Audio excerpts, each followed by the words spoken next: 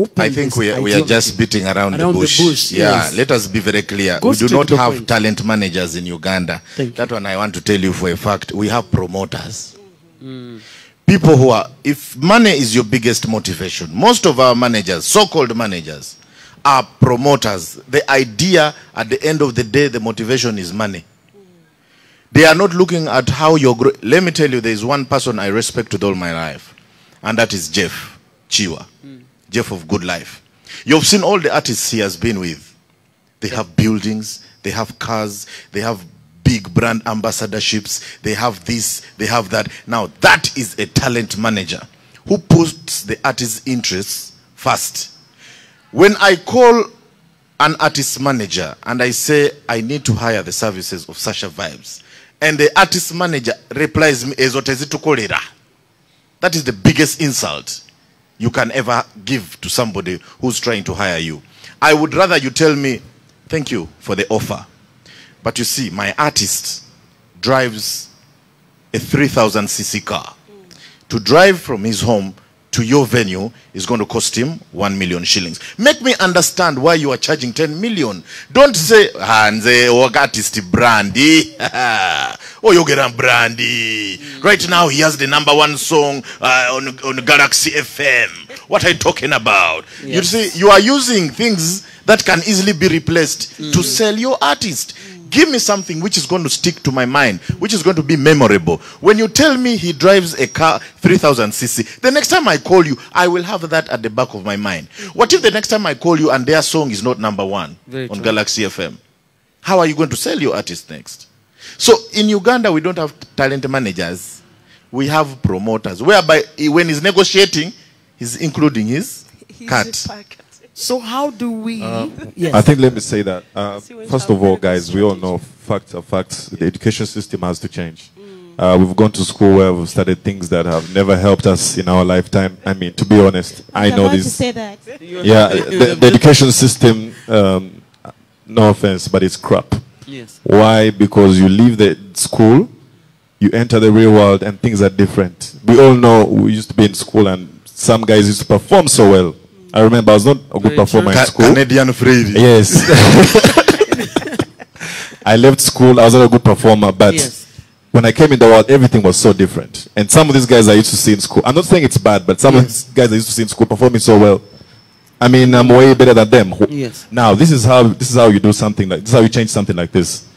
We're talking about talent managers. Yes. Let us set up an institution whereby people actually go for a short course to study the psychology of talent managing.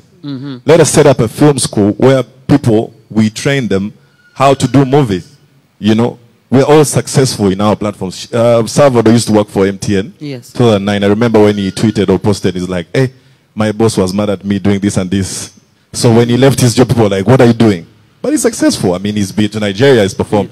Bruno K, Didan, we all see, you know, the institution has to change, whereby we set up these institutions that train people, talent managing, filmmaking, singing, you know. Even bricklaying. Yes. Yeah, the whole Canadian Paris has to change. Actually, marketing strategies. If we change all those strategies, and for these promoters, I know very well, you know, Uganda, we have a lot of talents. But once we change these marketing strategies and we come up with a program also together with the government and they put these strategies, you'll find them, all these talents will grow. Because we have to identify them direct from the grassroots. Yes. You know, there's a lot of gap between from top athletes or the players and the grassroots. Those ones who have talents from the grassroots, they don't have time, they don't have exposure. But you find that if there's no one to lead them, you find it is always difficult to close that gap. Yes. Once we change that, the strategies and also putting everything into curriculum activities and reaching to the ground, we put some activities in every region. Today we want to identify talents for what? For marketing the comedians. We can go to Eastern, Ginger, we marketing. People who are for PROs, we have to set all those strategies. Yeah. And once we have this, who is going to be for advert? Who is going to be for this? Who is going to be for this? And how long can the program take? So you find when all this technical team is around, you find all these talents, that gap, we can bridge it back. Because I've seen a lot of talents in Uganda. And I can believe you for that. Yes, very many. Football have been moving around. Yes. And so many have been getting scholarship through me. Others joined the institution, Uganda prison. I've given them those chances. Others, Uganda police. Others in the army. Others in the UA.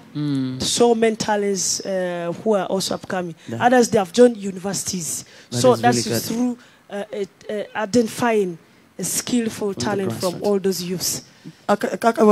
School has been brought up, academies. Yes, and the Sports Academy. So we identifying the talents. And inside that, we also put aerobic exercises. Yes. We have been crying, government, where are you? From way back. She's from State House. She can tell us. From way back. The youth need solutions of today. And this is the advice we're supposed to give them now. The things which are going to help them discover, one, their talent, know how worthy they are. My only simple advice is never let anybody tell you you cannot.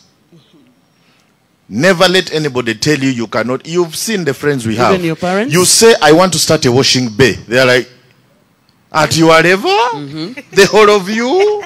From the family you can. But that is what I do. That's what I want to do, because I know if I start it, it's going to be effortless. She's doing bricklaying, but how many ladies will do the dirt? But she's earning from it. She can decide to go and eat from anybody without depending on any other person. But how many people are going to do the dirt for them to reach that? So we need to give them solutions of today. Because let tomorrow come. If it comes, thank God. But for now, let us advise the youth. What can they do with their talent now? I think one more thing I need to tell the youths. Now, they should know this. Most talented youths make this mistake. They want to leave school because you have a gift. Now, you're leaving school in senior one.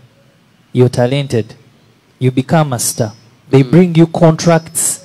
You've signed, let's say, with a certain company, and then you're performing for the same company that's competing with these guys.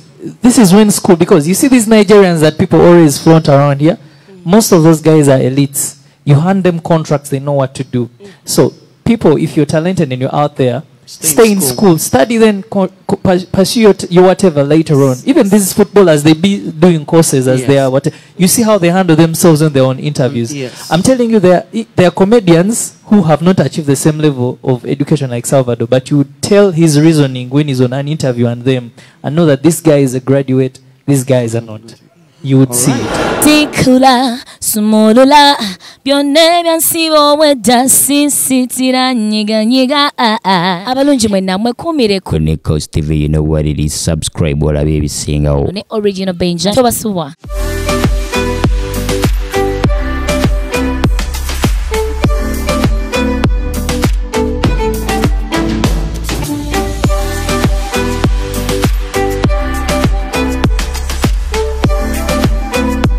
Yo, my people, what's up? It's your boy Eddie Kenzo with my boy Original Benja. Subscribe on NEKOZ TV.